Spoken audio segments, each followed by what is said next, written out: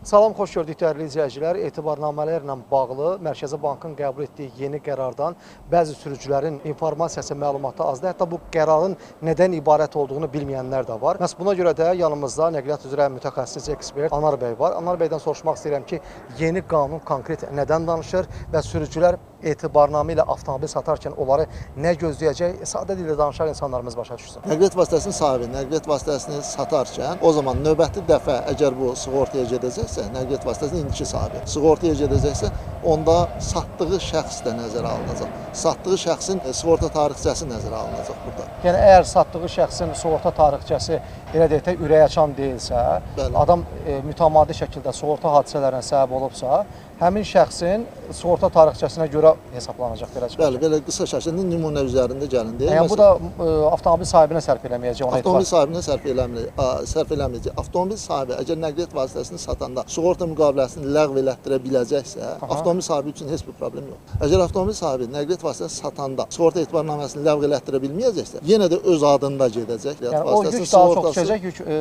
sahibinin adına. Əvvəlki sahibinin adına. Əvvəlki sahibinin adına. Yəni bu qanun niyə qəbul edildi? Mən belə başa düşürəm ki, sanki etibarnamə ilə avtomobil satmanın qarşısını almaq məqsədi daşıyır. Siz nə fikirləşirsiniz? Bir neçə şəxsə etibarnamə verilməsinin qarşısını almaq məqsədi daşıyır.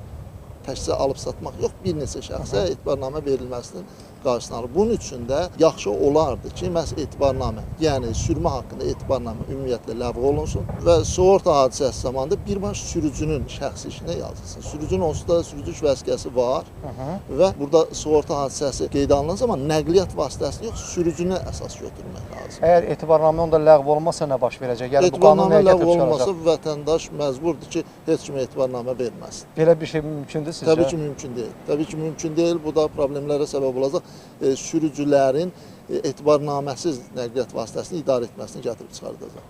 Yəni hər bir halda məqsəd belə çıxır ki, etibarnaməni ortadan götürməkdir. Yəni yəqin ki, Etibarnaməni ortadan götürmək üçün bunu bu başdan ləğv eləmək lazımdır.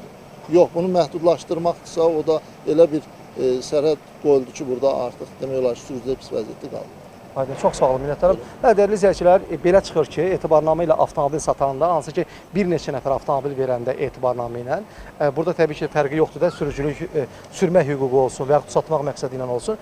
Burada, yəni həmin etibarnamə verən sürücü, şəxs, avtomobil sahibi əvvəl etibarnamə verəcəyi şəxsin sığorta tarixçəsini nəzərdən keçirməlidir ki, sığorta tarixçisi əgər həmin şəxsin qabarıqdırsa, ürəkaçan deyilsə, deməli, o şəxsə avtomobili etibar etmək olmaz. Buna baxmayaraq etibar etsə, deməli, həmin sığorta məbləği daha çox vəsaitlə sürücünün adına, yəni sahibinin adına, maşın sahibinin adına yazılacaq.